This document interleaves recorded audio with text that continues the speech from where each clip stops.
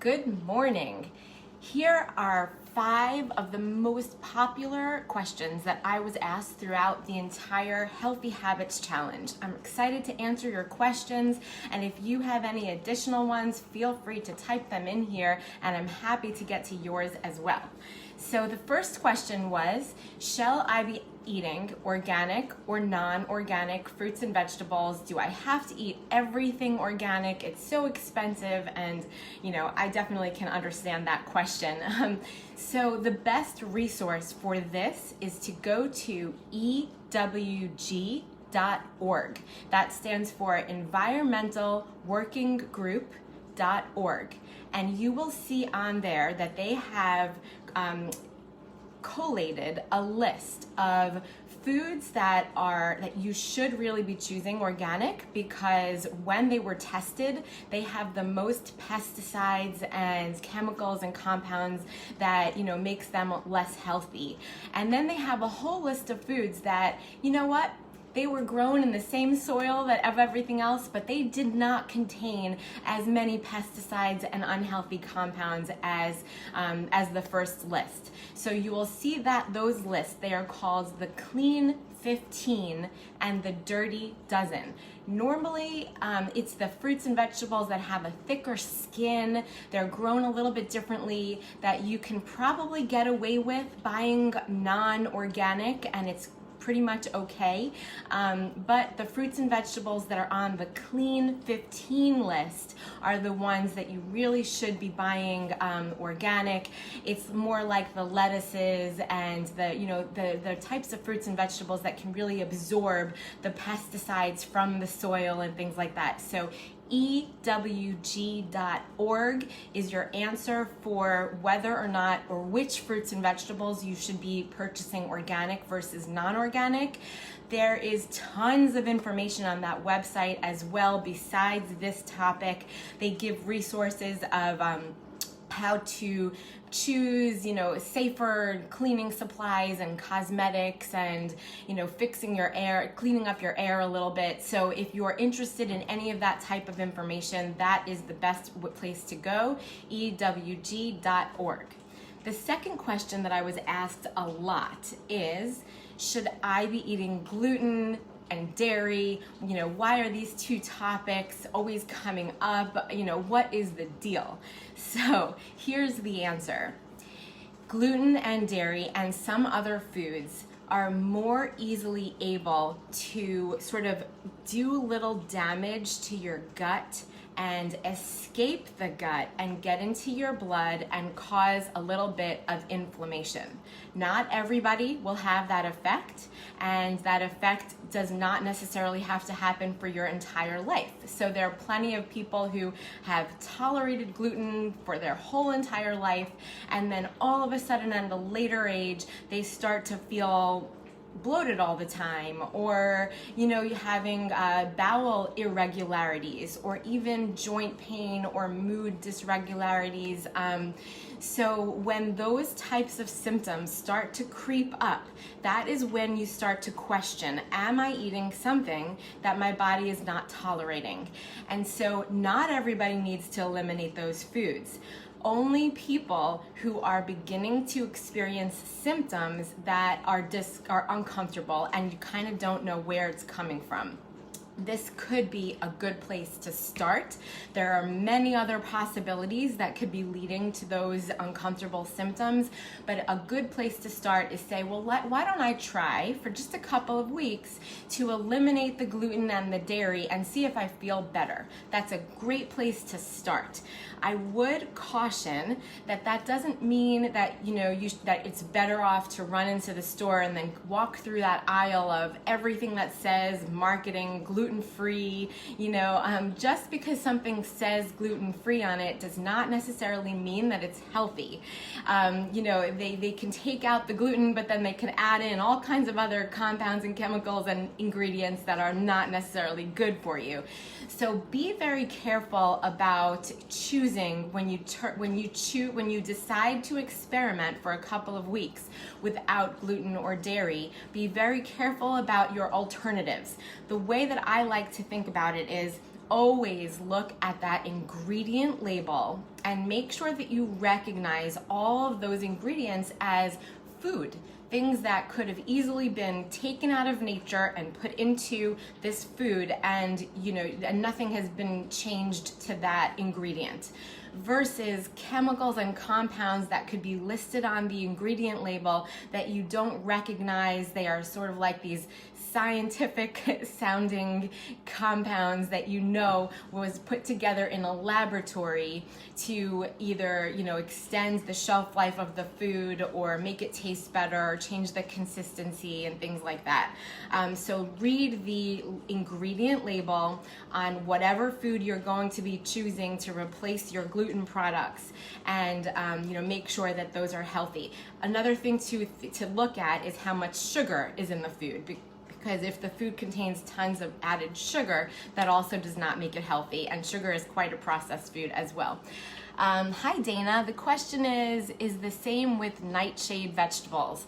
So nightshade, and this is a very individualized sort of issue with nightshade. So nightshade vegetables, first of all, are eggplant, tomatoes, peppers, potatoes could be considered a nightshade. Those are some foods that are in the category of nightshade, and there are many people who do have a sort of sensitivity to those foods.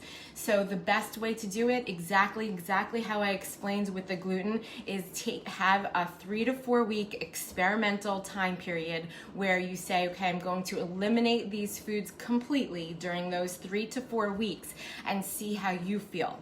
If you feel better, then it's likely had something to do with it. And if you feel no difference, then you can add them back in. However, whether you feel better or you don't, I would still be very careful, and this is the same is true with my question on gluten, is during the reintroduction phase. You don't want to just say, okay, everything is fine, and add all these foods back in all at once. You have to be very careful and strategic about the way you reintroduce these foods after that 3 to 4 week experimental time period. So when you're reintroducing, I recommend that number one, it's only one new food at a time. And when you add that new food in, add a little bit in the morning, a little bit more at lunch, a little bit more at dinner of that same food, and then do not eat any of it for the next 3 days. And during that whole 3 to 4 day period, pay attention to every possible symptom, not just stomach pain or bloating, but also insomnia or joint pain or headaches or skin condition, rashes, or something like that. So there's a whole long list of symptoms that making sure that you weren't feeling those before, and now you're adding in this new food, and now you're going to stay with that one food and think about those symptoms for the next 3 to 4 days. So if you have any questions about that, let me know, but it's important to number one, experiment with 3 or 4 weeks of complete elimination of whichever food you think is the problem, and then reintroduce only one food at a time very strategically. Okay, hope that answered your question. So, and then just one more reminder on if you're eliminating something and you're replacing it, looking at those ingredient lists. I have some great examples here. This is for gluten-free foods. Bagels is a really great gluten-free bagel. I do have a discount code if you're interested. It is POF10, but certainly write comments on this video if you missed out on one of those words and you need me to repeat it or spell it out. This is a bread that they sell right in the freezer aisle of the supermarket. It's called Base Culture. I love it. It's in the freezer aisle. It's gluten-free. If you look at the ingredients, they're all good, whole, unprocessed ingredients. Stick it in the toaster, and it's a great gluten-free bread. And I have ideas on so many other food options and alternatives to gluten and dairy. So ask away if you plan on experimenting with this type of elimination, and I will happy to share all of my ideas. Okay, next question I got all the time was, should I be taking a probiotic? This is another great question. You walk in the supermarket or in a drugstore aisle and they are packed with a million different kinds of probiotics, and who knows, do I need one? Do I not need one? If so, which one? And so many questions on that, and it is very confusing.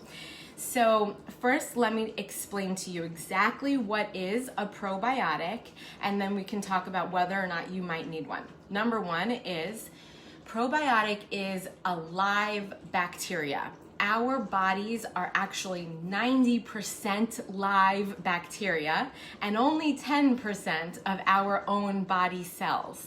So we are made of mostly bacteria, and we are constantly trying to take care and feed this ecosystem of bacteria that live all over our bodies.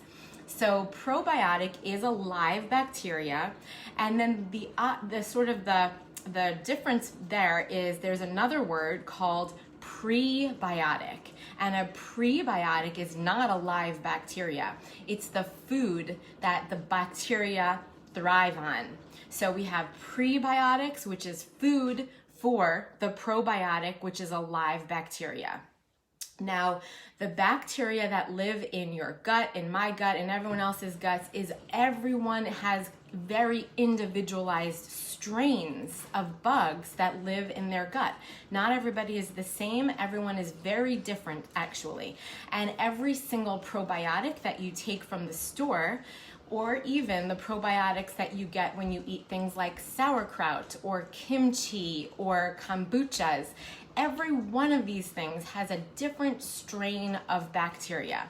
So to start, if you feel great, you are having regular bowel movements, you are digesting your food without any issues, no bloating, no indigestion, all these things, you probably don't need one. You are perfectly good. Your bacteria in your gut is keeping you healthy and you're doing good. If you are experiencing some types of indigestion, if you're not going to the bathroom regularly, all these things, it is possible that you need a probiotic, but it's also possible that you're not eating enough fiber, or you're not drinking enough water, or you're eating a food that your body is not tolerating. There are so many possibilities of things that could be an issue. So you have to sort of think about this in like a scientific controlled way. And start experimenting. Okay, you might just say, okay, to start, maybe I'll try to take out gluten and dairy. Maybe I will, then the next thing is maybe I will try to add in more fiber and drink more water. And then the third thing is maybe I'll try adding a probiotic. Maybe if you're a type of person who has been on antibiotics for a very long time or many times throughout your life, it is possible that you have some, bacteria in your gut that has been sort of killed off, and you do need to replace it. So it's all these different, it's always sort of putting together this big puzzle, figuring out which piece of the puzzle is causing your discomfort. So the other part to this is I would start with the prebiotics. I would start with feeding the bacteria that you already have versus jumping all the way to the extent of taking the probiotic, because you don't really know which strain your body needs. So if you take the prebiotic first, then you can first focus on feeding the bacteria that live in your gut.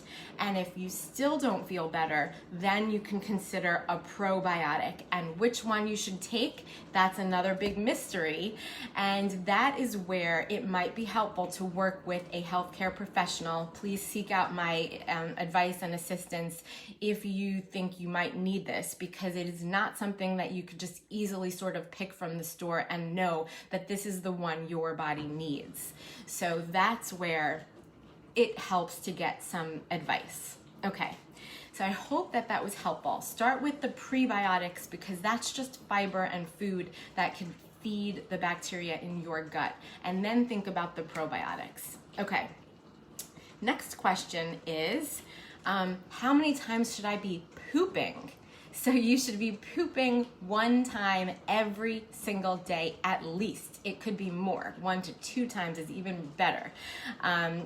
Pooping is a very good sign of your healthy gut, metabolism, digestion, everything. So it's very important to have that process where you're detoxing. That's the way your body gets rid of toxins.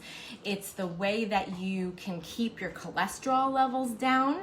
So by pooping, the fiber can attach to cholesterol and remove it. So if you're having problems with cholesterol, make sure you're getting in your fiber and having regular bowel movements every single day. It even helps regulate your hormones. There's so many pieces involved in how healthy it is to have 1 to 2 at least regular bowel movements every single day.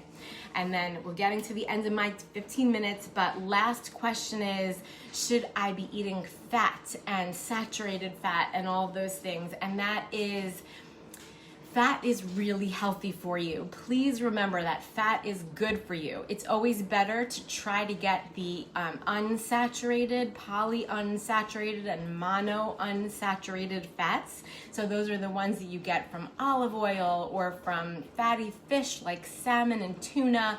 Those are the best types of fat. But it's okay if you're getting some saturated fat as well. Just counter that with lots of fiber, fruits and vegetables, and resistant starch like rice and potatoes. All of that fiber, like I said before, can attach to any types of cholesterol that you might have and remove it. So yes, it's okay to eat fat, even some saturated fat, but mostly choosing the unsaturated fat is the best way to go. And if you are eating fat, also include your fiber to make sure that you're clearing out any fat that could turn into higher levels of cholesterol. So those were your biggest questions these past couple of weeks. Keep checking in with me every week coming up. I'm going to be focusing on a different health condition every month going forward. If you have a specific health condition that you want me to touch on, please let me know. But otherwise, I will be changing that up every single month. And I really look forward to meeting with you each time. Have a great day and a great week, everybody. I'll see you next time. Goodbye.